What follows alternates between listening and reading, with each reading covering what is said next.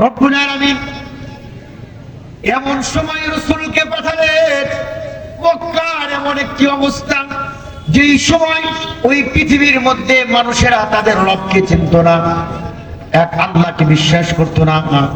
তারা শত শত মাবুদ মাওলাকে তারা স্রষ্টা মনে করত। 370টি মূর্তিকে তারা পূজা করত। শুধু তাই নয়, যেই কাবা শরীফের মধ্যে আমরা হজ প্রতিপালন করি, আমরা আমাদের মনের আবেগের জায়গা হলো কাবা, বলেন ঠিক না ঠিক?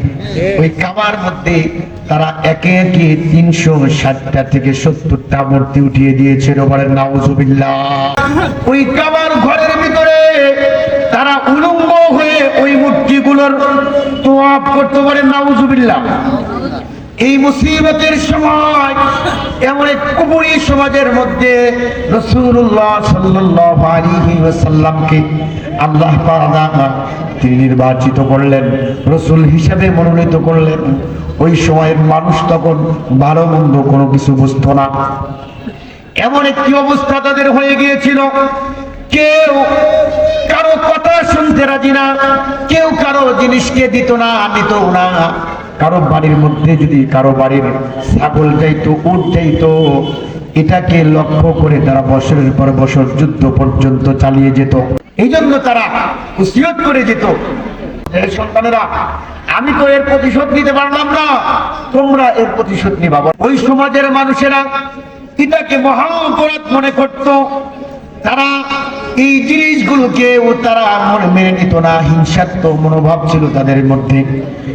মানুষের এই বৈশিষ্ট্যগুলো আমাদের সমাজে, কুকুর দেখবেন, কুকুরের একটা বৈশিষ্ট্য আছে, 2-4টা কুকুর যদি একত্রিত হয়, এক জায়গায় খাবার খাইতে পারে না, একে অপরকে ধাওয়া দেয় কিনা না, মনে করে আমি একাই খাবো, কাউকে খেতে দেব না।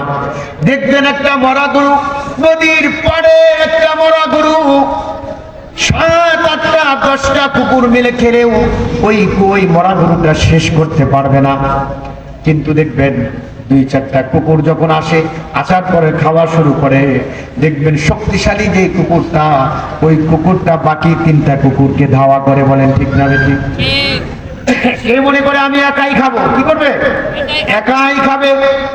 এই জন্য ধাওয়া করতে করতে, যুদ্ধ করতে করতে সে দেখা যায় কোন কুকুরেই ওই খাবার খাইতে পারে না।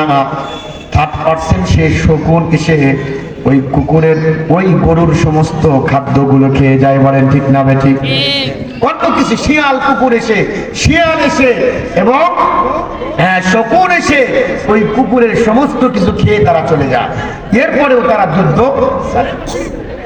দুনিয়ার মধ্যে মানুষ, আমাদের দুনিয়ার মধ্যে মানুষ আছে, দেখবেন তার এই পেটটা তো এত মহাবড় না, দেখবেন এই লোকটা দুনিয়া, পুরা দুনিয়াটাই খাইতে চায়, এমন মানুষ আছে না নাই? সে মনে করে দুনিয়ায় আমার সব খাবো।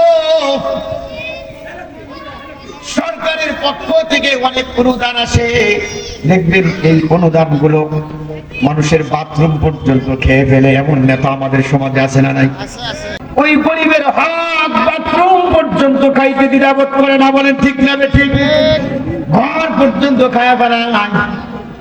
এই সমাজের মধ্যেও এমন কিছু মানুষ আছে যে মানুষের ওই কুকুরের যে স্বভাব, ওই স্বভাব আমাদের মধ্যেও আছে না নাই?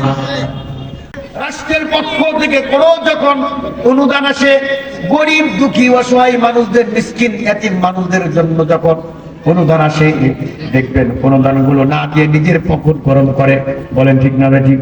এমন অবস্থা হয়ে যায় যে ওই সকল মানুষেরা এই অনুদান গুলো এলাকার মধ্যে না পৌঁছতেই তাদের পকেটের মধ্যে চলে যায়, বলেন ঠিক না ঠিক? ভাইরা আমার, এমন একটি সমাজ ওই সময় ছিল, জাহিলি যুগের সমাজ ছিল। রাসূলুল্লাহ আসার পরে বড় পেরেশান হয়ে গেলেন, হায় এমন এই সমাজ ব্যবস্থার কি পরিবর্তন করা যায়। তিনি অনেক চিন্তা করতেন, একা একা তিনি থাকতেন, ওই গাড়ে সুরের মধ্যে তিনি ধ্যান করতেন নবুয়তের আগে। চিন্তা করলেন, হায় এই সমাজ কিভাবে চলতে পারে? যারা পশুর স্বভাব প্রত্যেকটা মানুষের অন্তরে, বলেন ঠিক না ঠিক? তিনি ভাবতে ভাবতে একা মানুষ থেকে তিনি বিচ্ছিন্ন হয়ে গেলেন, গাড়ে সুরের মধ্যে গেলেন। যাওয়ার পরে তিনি বাড়ির থেকে 2-4 দিনের খাবার নিয়ে, 1 সপ্তাহের খাবার নিয়ে গাড়ে সুরের মধ্যে গেলেন।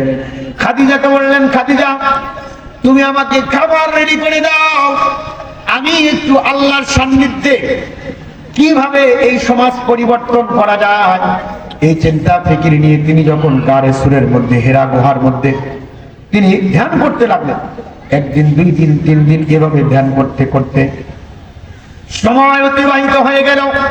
রাসূলুল্লাহ সাল্লাল্লাহু আলাইহি ওয়াসাল্লাম তিনি এমন এক আদর্শবানের মানুষ ছিলেন।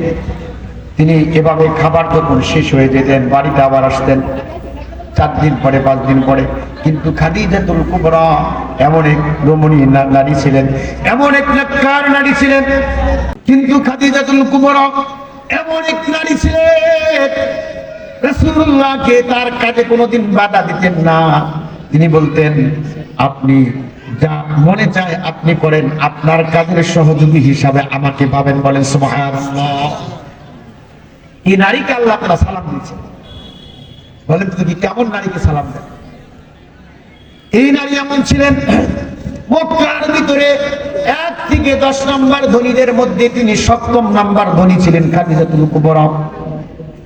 তিনি রাসূলের কাছে যখন বিবাহ শাদীর মধ্যে আবদ্ধ হয়ে গেলেন, তিনি তার সমস্ত সম্পত্তি রাসূলের পায়ের সামনে হাজির করে দিলেন। রাসূলকে বললেন, ইয়া রাসূলুল্লাহ আপনার প্রয়োজন মোতাবেক যা কিছু প্রয়োজন এখান থেকে আপনি ব্যয় করবেন, দ্বীন ইসলামের জন্য আপনি কাজ করবেন। চিল্লায়ে বলেন সুবহানাল্লাহ। আমাদের যুগের নারীরা তো স্বামী যদি ক্যান্সারের রোগে আক্রান্ত হয়ে মারা যাওয়ার উপক্রম হয়ে যায়, নিজে একটা বালা পর্যন্ত বিক্রি করে স্বামীকে চিকিৎসা করতে পারে না। বলেন ঠিক না বেঠিক? স্বামী মুহূর্ত অবস্থায় হয়ে গেছে, কেউ তাকে সাহায্য করার মতো নাই। এই স্ত্রীর জন্য কত কিছু করেছিল, এই স্ত্রী শেষ মেয়ে তার একটা অলংকার বিক্রি করে স্বামীকে চিকিৎসা করবে, এমন স্ত্রী দুনিয়াতে পাওয়া বড় পুরস্কার হয়ে যায়। হ্যাঁ মা বোনেরা, শিক্ষা নাও খাদিজাতুল কুবরা রাদিয়াল্লাহু তাআলা আনহার কাছ থেকে, যিনি তার সমস্ত সম্পত্তি সব কিছু ইসলামের জন্য দিয়েছিলেন। বলতেছিলাম ভাইরা আমার, ওই সমাজকে বিনির্মাণ করার জন্য রাসূলুল্লাহ সাল্লাল্লাহু আলাইহি ওয়াসাল্লাম ধ্যান করতে করতে হঠাৎ একদিন ওহীর মাধ্যমে আল্লাহ তাআলা জানিয়ে দিলেন, ইকরা বিসমি রাব্বিকাল্লাযী খালাক খালাকাল ইনসানা মিন আলাক ইকরা ওয়া রাব্বুকাল আকরাম।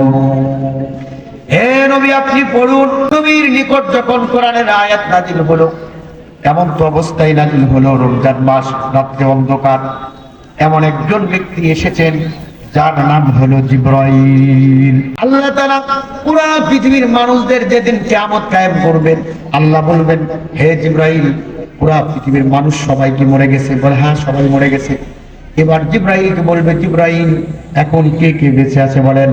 জিবরাইল বলবেন, আল্লাহ আপনি বেঁচে আছেন আর আপনার আরশ বহনকারী 8 জন ফেরেশতা আর আমি জিবরাইল বেঁচে আছি, আর কেউ নাই। আল্লাহ জিবরাইলকে বলবেন, জিবরাইল সব কিছুকে মৃত্যুবরণ করা। আজরাইলকে বলবেন, আজরাইল সব কিছুকে শেষ করে দিবেন। এরপরে জিবরাইলকে বলবেন, জিবরাইল এবার কে বাকি আছে? জিবরাইল বলবেন, আল্লাহ আপনি ছাড়া আর আমি ছাড়া পৃথিবীর মধ্যে কেউ নাই। এবার আল্লাহ বলবেন, জিবরাইল তুমিও মরে যাও, তোমার জীবন তুমি নিজ হাতে নাও। জিবরাইল এবার নিজের জীবন যখন নিবেন, গলার মধ্যে হাত দিয়ে নিজের দেহে নিজে যখন বের করে দিবেন, নিজের যে দেহটা থাকবে এই দেহটা এমন লম্বা হবে, এমন বড় হবে। বলা হয়েছে আসমানের ভিতরে ওই যে পাখা ছিল, শুধু তার পাখা, কত পাখা? 600 পাখা। এই পাখাগুলো যে রাখবে, আসমানটা পুরোপুরি ভাবে পরিপূর্ণ হয়ে যাবে। তার দেহে সমস্ত মনিকা দূরের কথা, শুধুমাত্র যে তার পাখাগুলো ছিল, এই পাখাগুলো রাখার জন্য পূর্ণাঙ্গ আসমান ভরপুর হয়ে যাবে। তাহলে জিব্রাইল কত বড়? এই এত বড় দেহের অধিক